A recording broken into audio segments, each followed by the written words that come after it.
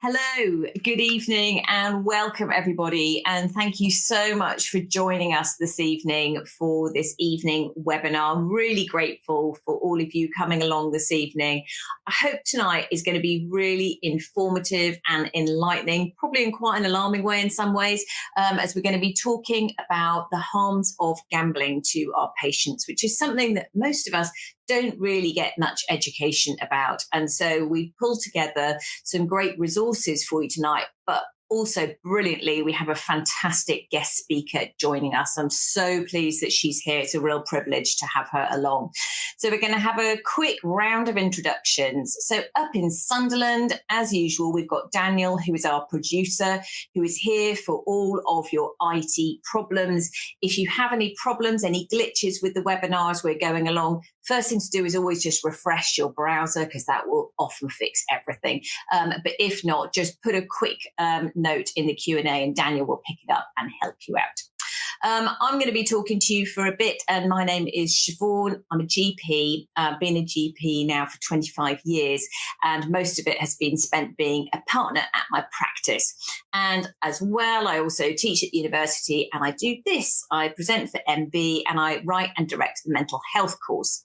And we introduced a topic on gambling when we updated the course at the end of last year. And in fact, it's really been a really helpful, popular topic. So that's why we're expanding it this evening. And we have got a brilliant guest to come and talk to us as well. So as well as myself, I have my esteemed colleague, Andy, and I'm going to head over to Andy now to introduce himself. Thanks, Shiv, and hello everyone. My name is Andy. I'm based in Leicester, where I'm a GP. I work in inclusion healthcare, looking after patients who are experiencing homelessness. So I deal on a regular basis with people suffering from quite severe addictions, and addiction to gambling is one of those addictions that we see within that clinic. I also work at Leicester Medical School. I have a real interest in teaching empathy to our medical students, and one of the best ways of doing that is to hear from patients with lived experience of the conditions you're talking about. And so it's great that we've been able to get Annie to come and talk to you tonight about her lived experience as well. So that's brilliant. And I was really shocked, actually, we're talking about the widespread effects of gambling, that one of my personal tutor students was telling me he was part of the University Poker Society, which is sponsored by an online gambling company, which was a bit of a shock to me. So I'm sure plenty of you have got children who are away at university. You might want to ask them about what's going on with their studies as well. We've got Annie with us this evening, and we're going to come to Annie a bit later on. She's going to be talking to me about her lived experience. She's also based in Leicester by chance, and we've come across her through trying to find people with experience of gambling harm, and she will go into a bit more details about why particularly we've got Annie to support us this evening rather than some other people. So we'll come to Annie a bit later on. I'll hand back now to Shiv to carry on with the presentations. Thank you very much. As ever, just a quick reminder, when we're doing any of our webinars, there's no conflict of interest in what we do. Everything that goes into our webinars and our research and our books and our writing is completely independent and only gets included because it's recent, reliable, relevant, and useful to you in your day-to-day practice. And there's never any paid sponsorship. So we're going to start off thinking about a patient in the first instance. So we're going to have a think about Mike. Now, Mike is 45 years old, and he came out of the army a few years ago, and he set up his own business. He's married with 2 children, and nowadays he runs his own IT firm. You've been seeing him for about 18 months with anxiety and depression. You've seen him quite a few times over the 18 months, and he has been taking sertraline for a while. He's had a little bit of CBT as well. You haven't felt like you've really got on top of it, though, with Mike. You felt like he'd maybe improved a little bit, but you didn't really feel like you'd won the battle with him. And then out of the blue, you get a discharge summary from the emergency department because he'd taken a significant overdose of 60 sertraline with a bottle of whiskey. He was seen by the EPDS while he was there, and they mentioned in his discharge summary that he had significant gambling debts. You were completely unaware of this. You've never talked about this with Mike and you had no idea about it. But as indeed neither did his family, they were also completely unaware as well. So I'd like to really ask you, we're going to have a quick poll question now. Let me know, just click on the answer A or B on your screen. Is this something that you routinely ask your patients about? Do you routinely ask patients on a day-to-day basis about gambling? Or particularly if you're having a mental health consultation, would you ask about gambling as part of your routine inquiry? Let me know either way, and I'd be really interested to know if this is something that comes up for you, or if it doesn't really occur to you, or if you only sort of really mention it if the patient mentions it. So I'll just give you all a moment to put your answers in. There's always, those of you who are familiar with our webinars will know there's always a slight delay while we wait for your answers to come in. So I'll give you all just a moment to put that in. Okay, let's have a little look at what we're all saying. And yeah, this is exactly what I would have thought. No, the vast majority of us are not routinely asking about gambling during any consultation, and also not during mental health consultations. And it's this is universal. Whenever we ask this question, we get this answer. So we are going to talk a little bit more, and your mind might be changed as we go through this evening. But I'm going to go over to Andy and Annie now to talk a little bit about Annie's experience. And Andy, I'm going to hand over to you now. Thanks, Shiv. Well, we're just waiting for Annie to turn on her microphone and her camera. I should mention, actually, I'm running the Q&A as well in the background. So if any of you have any questions or anything for us about what Shiv's talking about, or you want to share any of your own experiences with patients or anything else you want to talk about, please put them there in the Q&A. It's great to have an interactive session where you join in as well. And also, once we've finished speaking to Annie, if you have any questions you'd like me to ask Annie, please also pop them in there, and we'll do our best to ask as many of those as we can if we have enough time. So just use that Q&A. So Annie, I'm hoping you're there, Annie, if you turn your camera on and your microphone. Yeah, I'm here. Yeah. Okay. Yeah. So Annie, obviously it's great that you're here this evening. I just wanted you to say, really, just for the benefit of the audience here, what actually happened to Luke and your family. Do you want to just tell us the story, really? Yeah. So, like Mike, Luke was a worker. He had a family. He was 40 years old. He went to work one day. I was a teacher, so I went to work, and I got a message to say that because he used to do delivery of dog's blood for vets. So he was off to Scotland. Didn't think anything of it. Unfortunately, Luke did not come back. In the morning when I woke up, he still wasn't there. At this point, panic was setting in. I was ringing the police, looking everywhere for him. And it was 4:00 the next day that I was told that Luke had died from suicide. He had gone to Yorkshire and rented an Airbnb, and that's where he took his own life. For 3 weeks after his death, I had no idea that Luke was gambling. He had gambled before. He had got himself into some kind of gambling syndicate with his friends, or his friends had introduced him to the platform Betfair Exchange, and he had started gambling on there with his friends. And this was a couple of years before. He had got himself into debt. I obviously told him off for it. He promised he wasn't gambling again. We paid off his debt.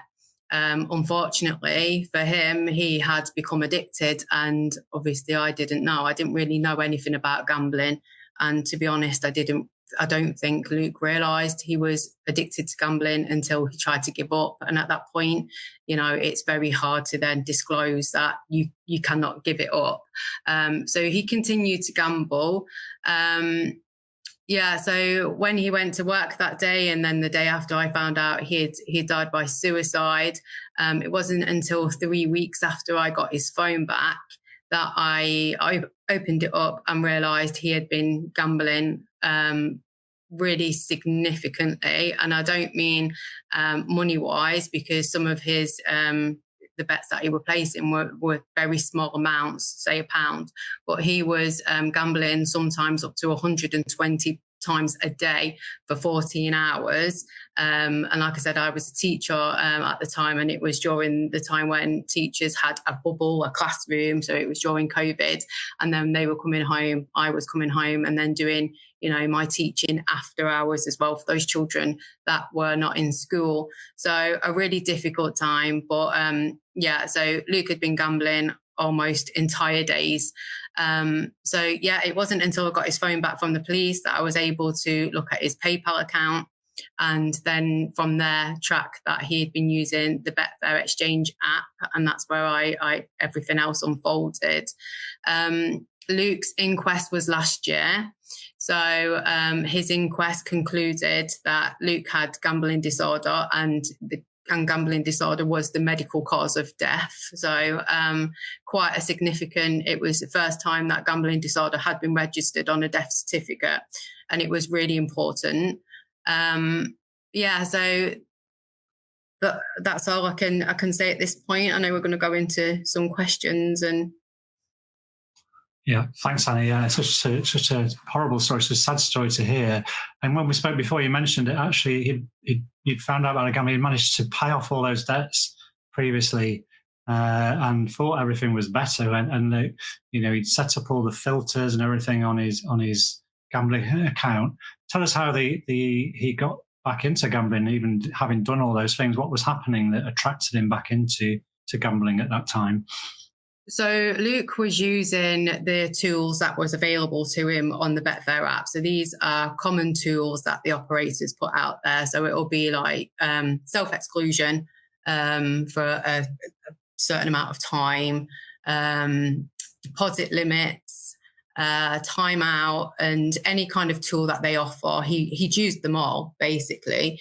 And during the times that he was using those tools, he wasn't able to gamble. So to him, he thought that he had it under control, but obviously that's not how a gambling addiction works. So as soon as the timeout had expired, he was gambling again.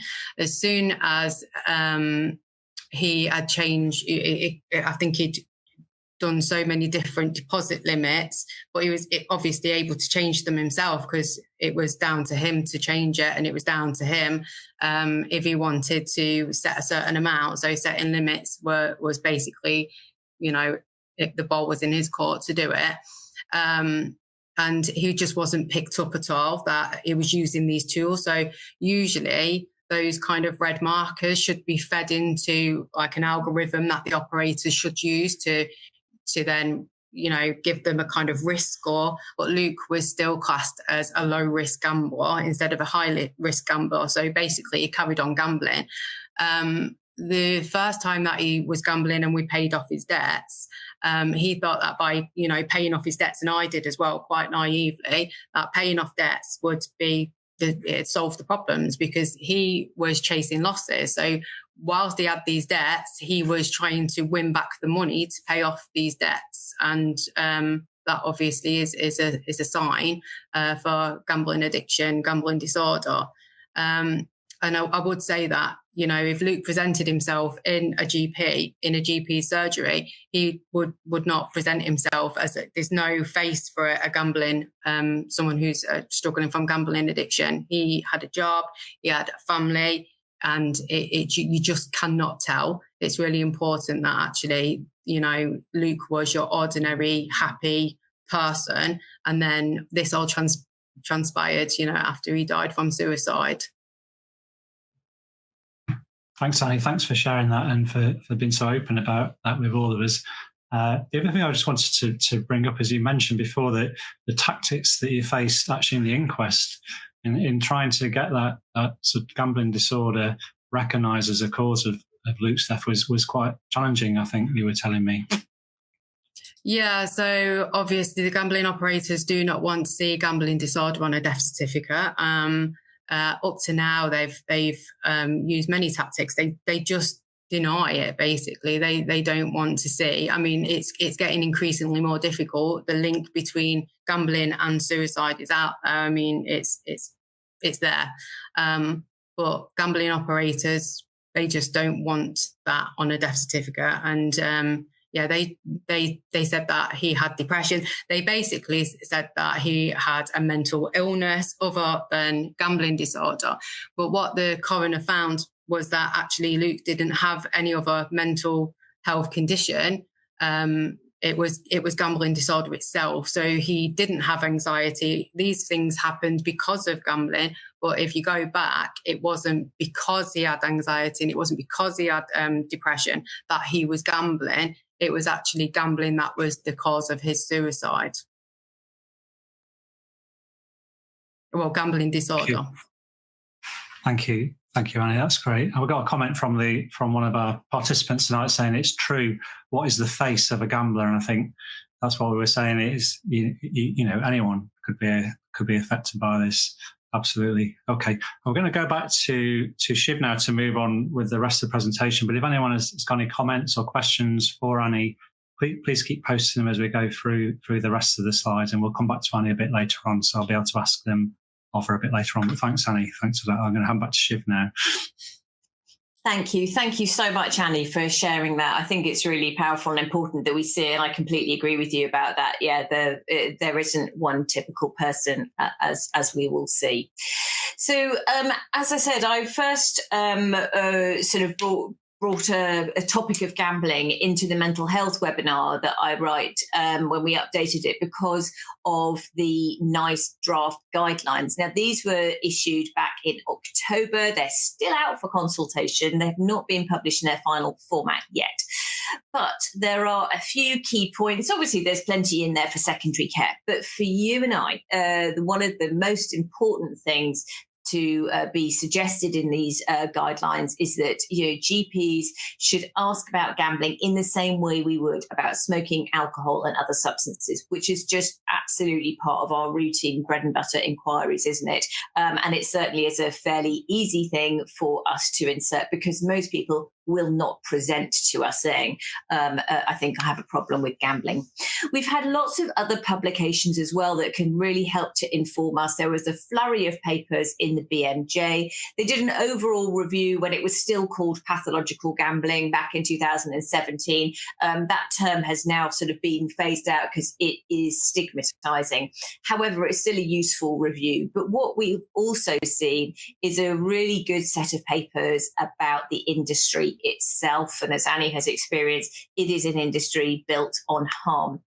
There was also a huge review published in The Lancet a couple of years ago on gambling disorder in the UK. And Public Health England commissioned a report, Gambling-Related Harms.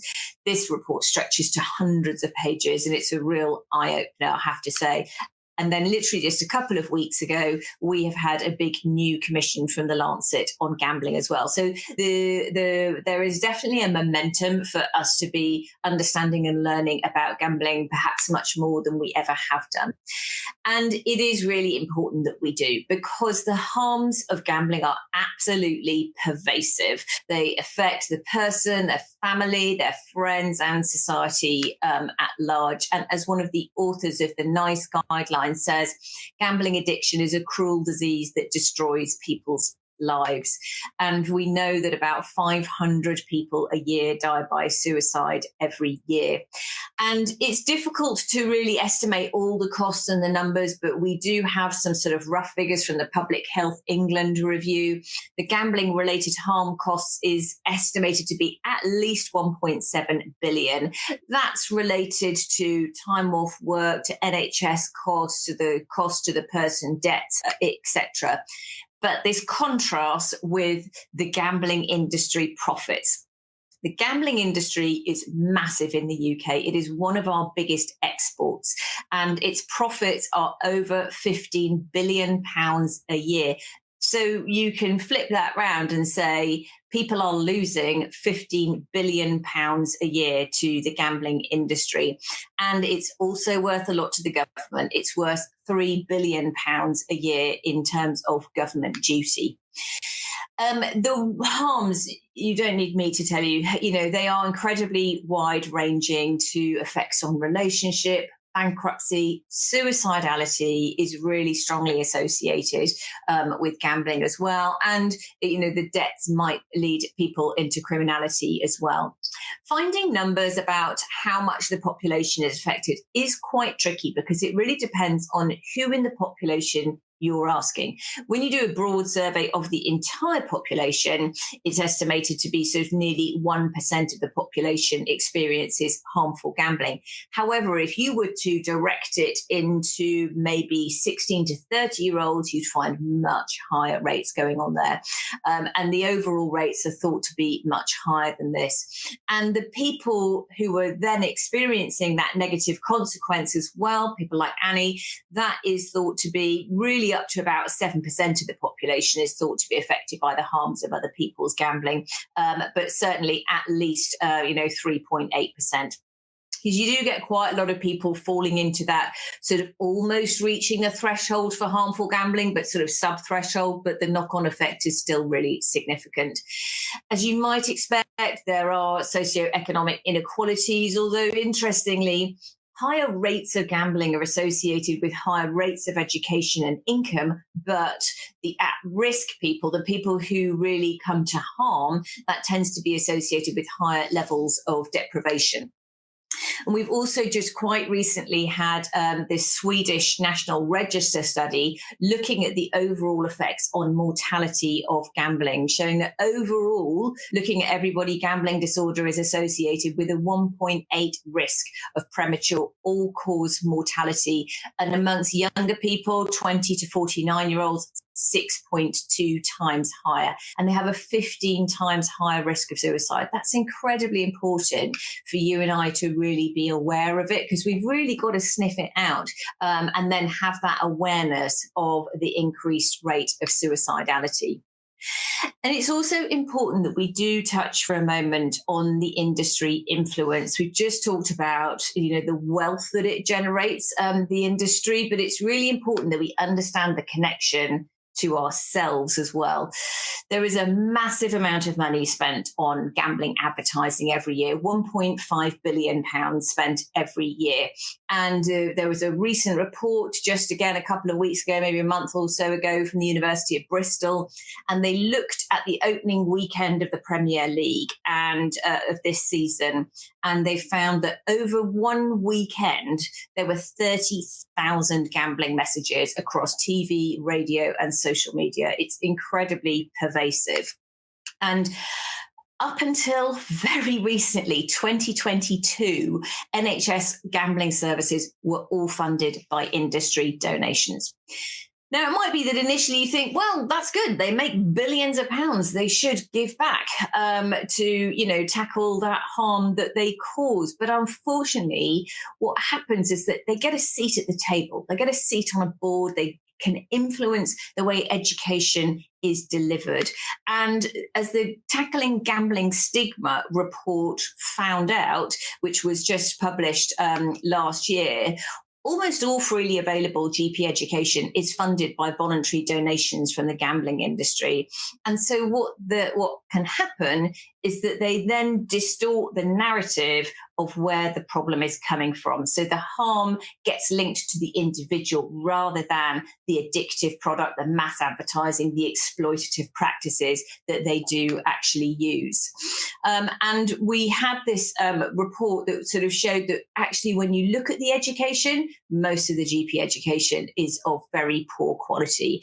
And we know that the harm comes from these highly addictive, particularly online gambling, the highly addictive products. They spend billions of pounds making them slick, easy to use, beautiful to look at, immersive. It keeps you in there. And so then they sort of perpetuate this myth that it's not related to this harmful addictive product. It's just a safe bit of fun. And when it goes wrong, that's related to the individual. It's their own behavior or their weaknesses or vulnerabilities. And so this feeds into stigma. And so patients experience awful shame, poor self-esteem, and it stops them from seeking advice. And as Liz Ritchie, who's one of the founders of Gamblings with Lives, who is also on the NICE committee, as she said, we know we read the suicide notes. So it really, having that industry influence really does negatively affect our own mindset and very much that of our patients. And NICE have emphasised in their guidelines the importance of providing unbiased information, and services should be without influence from the gambling industry. Slightly astonishing that they have to say that, isn't it? It's a bit of a shocking eye-opener. So the Lancet report that's just been published a couple of weeks ago has done a really deep dive into the industry and into, the effect that it has on people. And they've particularly also highlighted the exposure for children. Children and young people are routinely exposed to gambling products, and it really normalizes gambling for them. If they're watching football, for instance, you're going to see a lot of gambling advertising, whether that's on somebody's shirt or whether it's around the stadium or on your phone. It's a constant, input. And at Public Health England said in their review, gambling amongst 18 to 16-year-olds is more common than vaping, smoking, or drug use, which is probably quite shocking for a lot of us. But what's important to know, we were talking about this just before we started, is that gambling-like behaviour is introduced very young in a sort of a playful kind of way into gaming. So during gaming, and plenty of adolescents will and younger children, will be, it's normal for them to be gaming.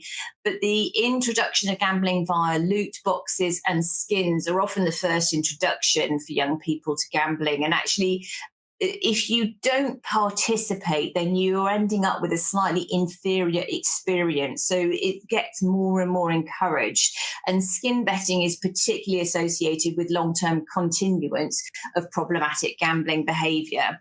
And the products, as I mentioned, they're designed to be harmful, as it were. They're designed to be addictive. They've got these, features to create this really immersive state. So players are really oblivious to the passing of time and the amount of time that they've spent.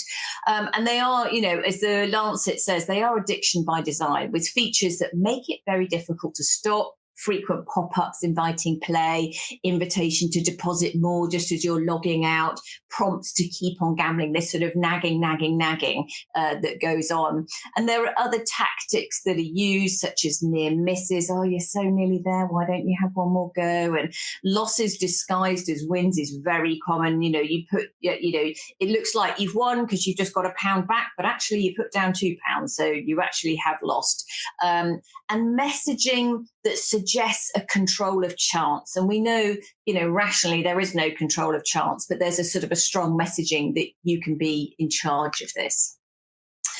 So in terms of gambling disorder itself, we've got useful information from the BMJ and Public Health England and the NICE draft guidelines as well. So within ICD and DCM, it is categorised as a disorder, and it's now in the category of addictions.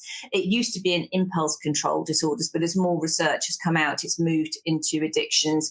And there are sort of key features. You need sort of 4 criteria to meet this. So the need to gamble with increasing amounts, or feeling restless or irritable if trying to cut down, and making repeated unsuccessful efforts to control gambling, and having frequent thoughts about gambling when distressed, chasing losses. Annie, I know you mentioned that. That's a really, a common symptom, and lying to hide activity as well, or just not discussing it at all, and risking a lot, risking your relationship, risking opportunities, job, housing, relying on financial help as well.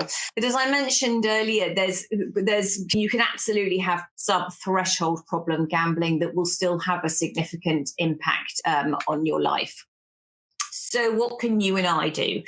Well, we can routinely screen people, and we're not going to know about it unless we ask about it. And as NICE says, we should be trying to ask routinely about it. And then there are other opportunities that we may have, for instance, in a mental health consultation. Maybe if somebody is presenting with anxiety, or they're presenting with insomnia, for instance, that would be a good, opportunity to think about it. Someone who may have other addictions, if they've had contact with the criminal justice system, if they express to you when you say, is there anything driving your anxiety or low mood? If they talk about their finances, it might be appropriate to ask then if there are any safeguarding issues, and homelessness as well. So who is at risk? As we just saw with Luke, it can absolutely happen to anybody. Nobody is immune to this, as it were. But there are some other features that are worth us being mindful of that increase the risk of becoming addicted to gambling as well. And the Public Health England report collated, a lot of reviews trying to draw together all the risk factors. And they particularly looked at those risk factors in young people as well, finding that young people who had impulsivity, there's a sort of a complex relationship with ADHD here, are at risk. If there's other substance use as well, being male, and having comorbid depression as well. There's a slightly complex bidirectional relationship with mental health and substance use. So that's actually a little bit difficult to tease apart. It's exactly what Annie said. Luke didn't have anxiety before he had gambling disorder. It's a gambling disorder that gave him anxiety, and it's absolutely may well be the case. So that might be just bidirectional, a bit difficult to tease apart. Also, being exposed to a big win as a child. It looks like gambling is great and has, good consequences. There are other risk factors, though. We mentioned that Mike was ex-army, and this is really important because actually people in the armed forces or veterans are at a significantly increased risk. The UK Armed Forces, this was in the BMJ military that was published a little while ago, are nearly 11 times more likely to experience harmful gambling. Obviously, people who work in the industry. But interestingly, this is sort of all seemingly wrapped up in one bundle. People who work in the gambling or the financial industry seems to be sort of all wrapped up together because that is largely what the financial industry is.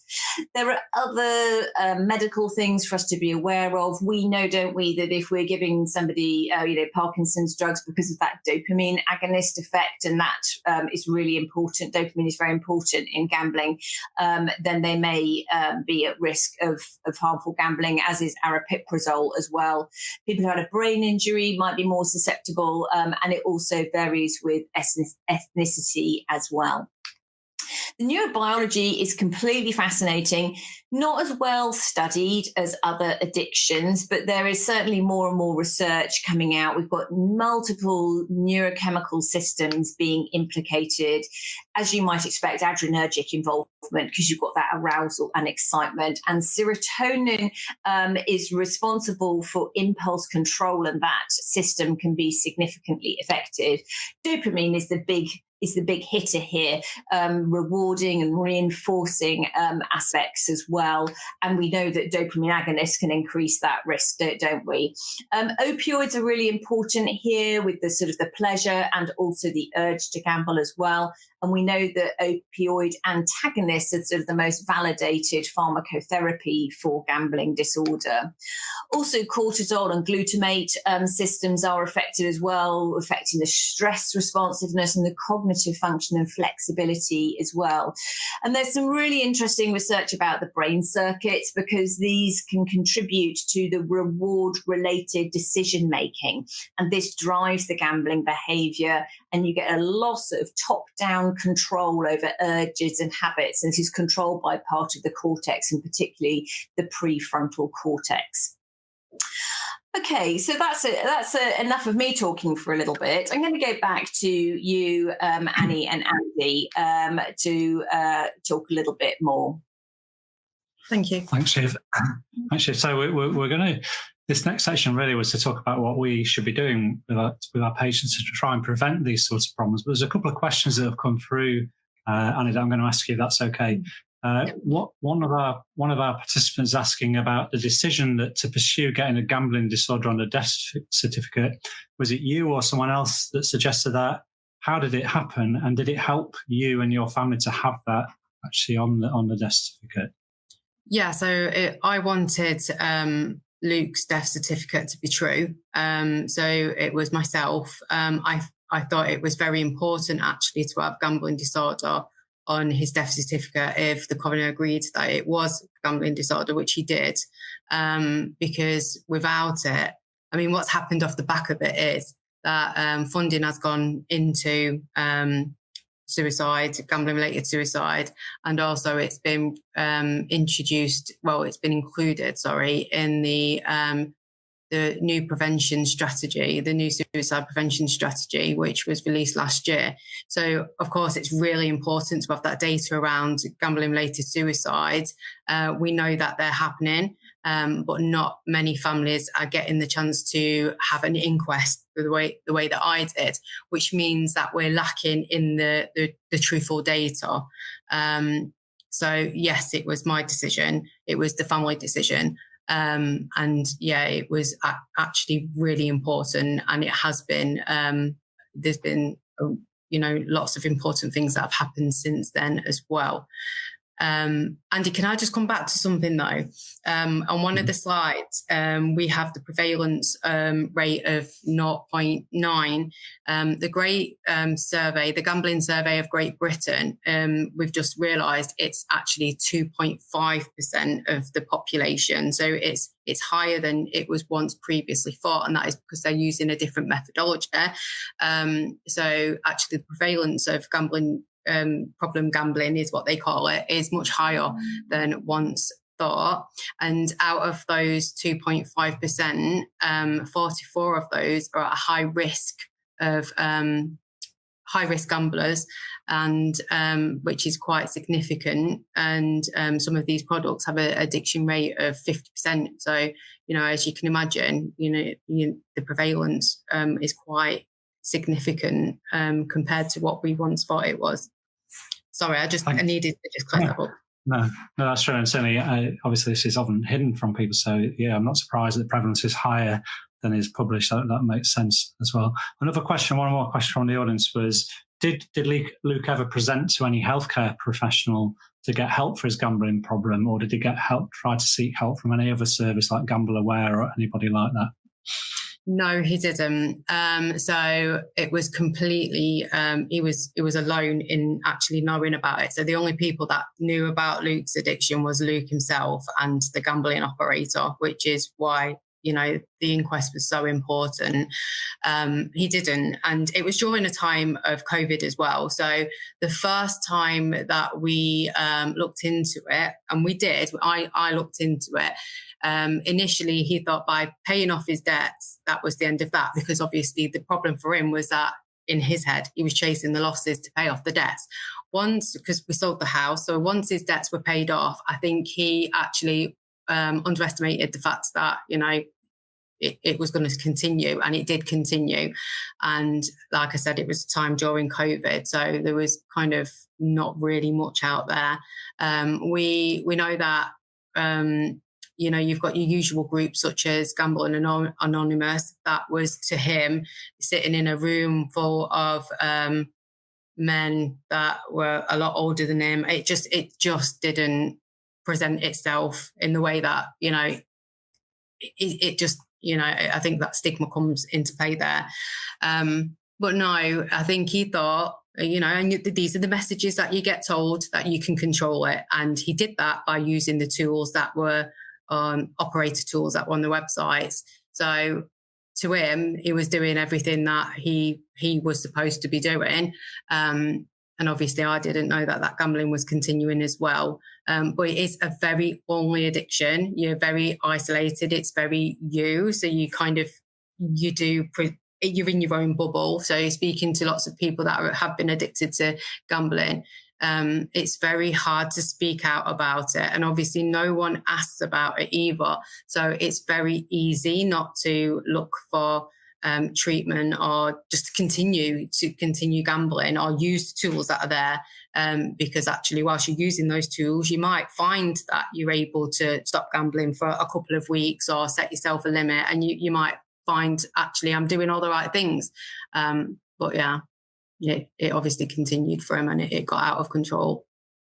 Thank you. And then just really, what advice would you give to GPs, practice nurses, people working in primary care, that we could do, something we could be doing to try and help here? You mentioned Luke didn't present, but is there other things we could be doing as well that could help? So awareness is key, talking about it.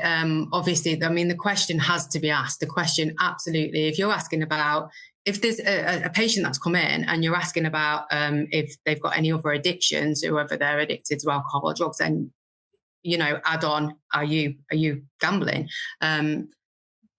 It's the awareness. It's where if they are presenting themselves, or they have admitted that they're gambling, then it's sending them to the right places. We have NHS clinics now, and the East Midlands have one, and there's 15, I think, across the UK. It's signposting them to the right resources. So there's the Chapter 1 website, which has an array of information on there, and none of it is funded by the gambling industry.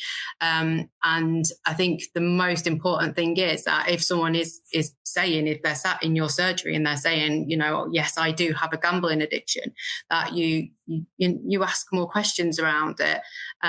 It's important actually that when you're recording it as well, that you are recording it as gambling. It's not, you're not recording it as debt. You're not recording it as depression. You're recording it as gambling addiction for what it is.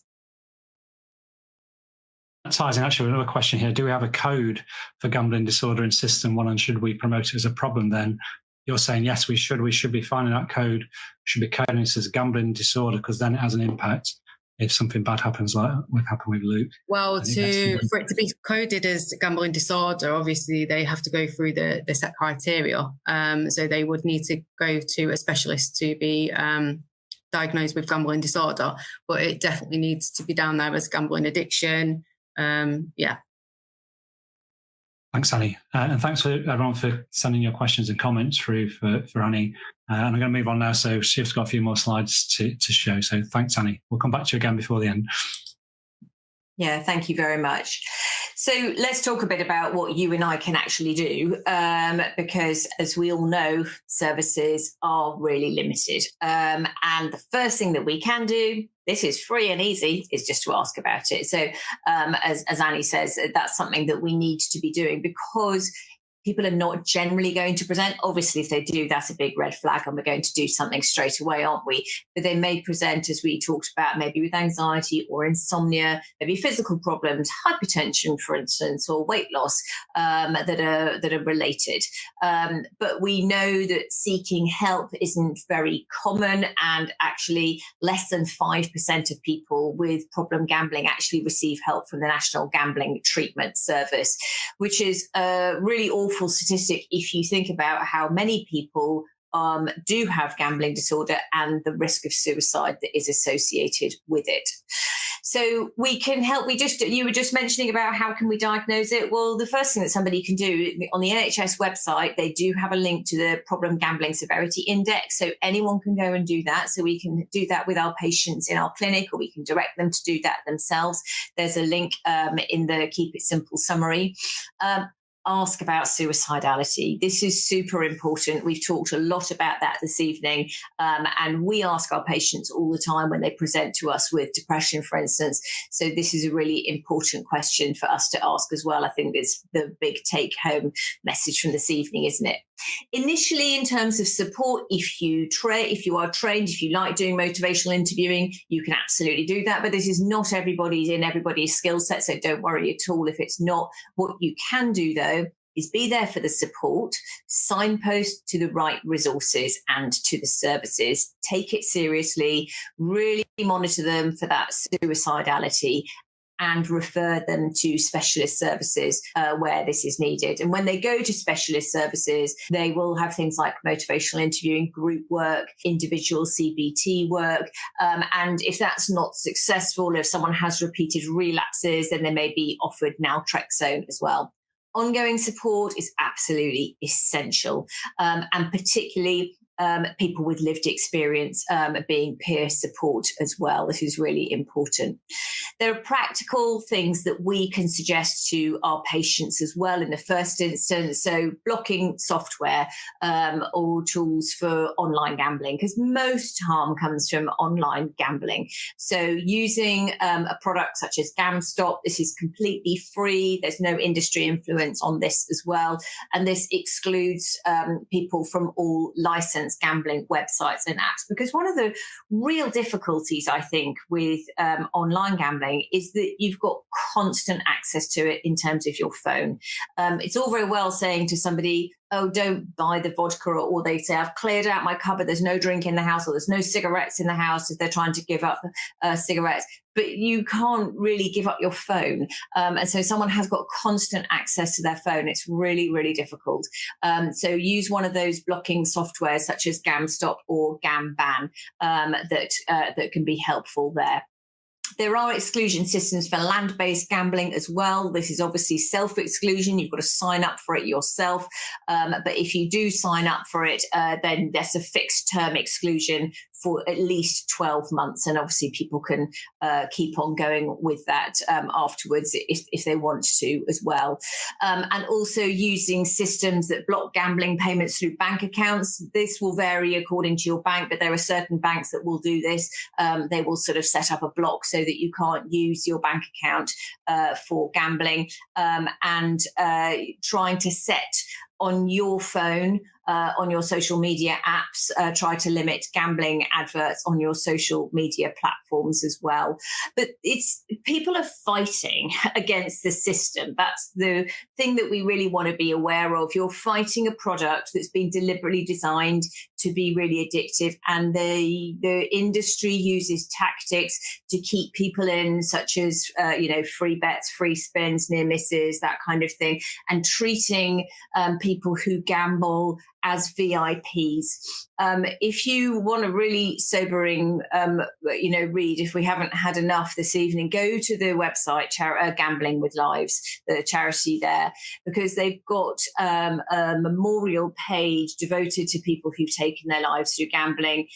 And it really struck me that a really repetitive feature is how people were treated by the industry, treated as VIPs, given free bets, given incentives to keep gambling. So they're fighting a battle to try and stop this. So they need all of our support and empathy for this, and use all the tools that that might be of any assistance. In terms of self-help resources, the NHS page has got good help for problems with gambling, and the Royal College of Psychiatry. The Royal College of Psychiatry has actually got some really great patient and information for family and carers and partners as well on all topics related to mental health. But they've got a good topic there on gambling as well.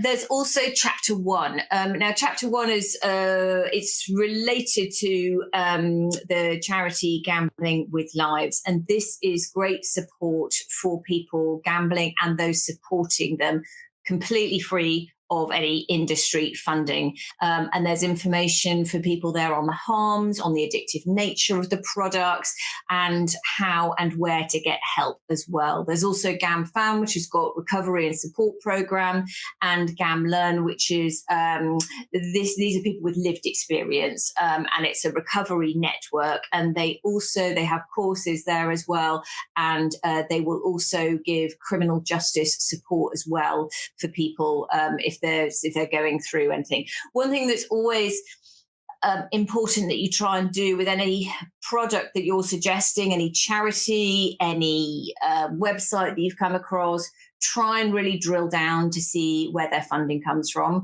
And if it's funded by Gamble Aware, then that is industry funding. So it's quite hard sometimes, honestly. It can be quite hidden where the funding comes from, but it's worth pursuing that, because remember that if there's industry influence, the onus is placed on the patient, as it's, there's kind of like a sort of a blame culture that it's their own vulnerability and weakness rather than anything else. So it's really important to try and avoid that as well. So going back to Mike, he had a risk factor in terms of being ex-military. We'd been seeing him for anxiety and depression, hadn't ever asked about gambling, and he'd taken this significant overdose. And in fact, it turned out that he had been gambling on and off for years. He'd have times when he could stop and then times when he would go back again. His family were completely unaware, and he'd taken loans out against the house. And actually doing the problem gambling severity index revealed a pretty high score of 18. So what could we do? What do you do if you're, sitting with Mike next week? Refer him to the specialist gambling services. They are scattered across the UK, and there are not that many of them, it has to be said. The NICE guidelines, as you will be very familiar with, they are very often aspirational, and they will want everybody to be referred to a particular service that sometimes doesn't exist when they recommend it. But it is aspirational in the hope that it drives service change, and that's absolutely the hope here. Nonetheless, there are specialist gambling services across the country, so we can refer our patients there. You can use your social prescriber to help to look at things like debt restructuring and benefits, things like that. Signpost that charity support, some of those charities that we just talked about, and online blocking tools as well, and very closely follow up for that suicidal risk. One other thing just to mention, which I forgot to say when I was talking about chapter 1, it's a charity it's a support for patients, but actually they are also developing GP education as well. And I think that's going to be available next year, I think from March. So that's a really helpful thing to look out for as well. Okay, I'm going to hand back now to you, Andy and Annie, for a final chat. Thanks, Shiv. So, Annie, after all these things have happened, these terrible things, you're now trying to help and support people who are going through the same as you had to go through. Could you want to tell us a little bit about what you're doing now with Gambling with Lives and the things you're doing to help people? Yeah, so with Gambling with Lives, I campaign alongside them to raise awareness. We're also campaigning to get every gambling-related suicide inquest investigated. So every gambling-related suicide investigated, so that we can have a deeper dive into what's happening around gambling and suicide. I'm also doing a PhD where I'm researching gambling-related suicide, specifically coronial codes and practices around gambling-related suicide, which is why I said it's really important that when you are writing in medical records that you are writing the right thing, because actually it's pretty much not coded anywhere, and we do need to start doing that. I also work with gambling, so I'm doing a complete autopsy along with others. We're part of a team doing a complete autopsy into gambling-related suicide as well. So we've got a group of individuals who have been close to suicide and have gambled, and we've got a group of unfortunately bereaved through gambling-related suicide, and we're basically doing a complete autopsy and looking into lots of different things around gambling-related suicide with those. And that finishes in just over a year. And yeah, we're just continuing to push, really. We're continuing to talk to MPs. We're continuing to try and get change through policies, lots of different things. And I was going to talk about the chapter 1 and that they will be doing some GP training, but that's already been said. So yeah, we're doing a lot. The main thing is that we're trying to get the government to actually look into this as a public health issue, because it absolutely is a public health issue, but it's under the DCMS at the minute. So obviously we want that to become a public health. We want the public health body to look into that. Take over that, to be fair. And then we've got the levy that should be introduced. We're hoping that the levy gets introduced so that the money goes into prevention and treatment, and it's not industry funded. So yeah, there's lots of work around gambling, and hoping that we drive those numbers down as much as possible, and that the industry are made accountable for their kind of what they do. One of the things that came out of Luke's inquest was that the gambling operator Betfair did not interact or intervene with him at all. So, which is quite shocking, seeing as he was on site for over 14 hours and, gambling 120 times a day. So that was one thing that did come out, because at the end of the day, it is an addictive product. It's designed to be addictive. And the gambling industry do take most of their profit. I think it's over 85% of their profit is from those who are addicted to gambling. So it's quite it's a stark kind of figure to think that all those people that are losing money are addicted to gambling, but that's how the gambling industry, those billions of pounds that they get in revenue a year is from addiction. So the industry is an addictive industry. Thanks, Annie. Thanks so much for everything. Thanks for taking part and sharing your story. It must be difficult to talk about some of these things you've talked about today. Again, lots of really nice comments from people here today. I'm going to read one out if that's okay for you, Annie. It says, "Great work, Annie. All the best with your studies and all your endeavours. You're doing Luke proud. I'm sure you'll save lives with everything you're doing." That's a really nice thought. And I think very much that's true as well. Thank you. I'm going to hand back to Shiv to wind up, but thank you, Annie, so much for everything. Yeah, thank you so much. It's so helpful and powerful to have you here, and I'm so grateful for you coming and sharing that. Just a quick roundup of our learning points from this evening. As you've absolutely seen, don't need me to point it out, harmful gambling is common and there are really wide-ranging consequences. And of course, it's really underdiagnosed and undertreated.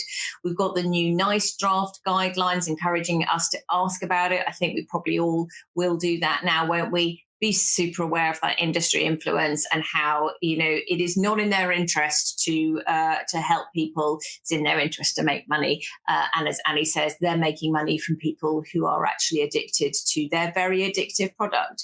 Signpost our patients to support, blocking tools, online resources. There are lots of really brilliant charities like Gambling with Lives in Chapter 1 who are really there to help and refer to those specialist services. And a really good quip, you could go and do this tomorrow, get someone in your admin team to add a little question about gambling to your registration forms, maybe put posters in your waiting room to signpost as well. Thank you so much, Annie. It's been so amazing of you to come and talk about this incredibly difficult topic. It makes it so real for everybody, and it's been a really sobering lesson for all of us. I'm so grateful to you for spending your time doing this. Really good luck with the PhD and all your endeavours, and I'm absolutely sure that you will save lives as well. Thank you, Andy, and thank all of you so much for coming and joining us this evening. Hope you have all taken away some really important points from this evening. Thank you for spending the time with us, and I hope you have a really good rest of your evening. Thank you, everyone. Most of all, thank you to you, Annie.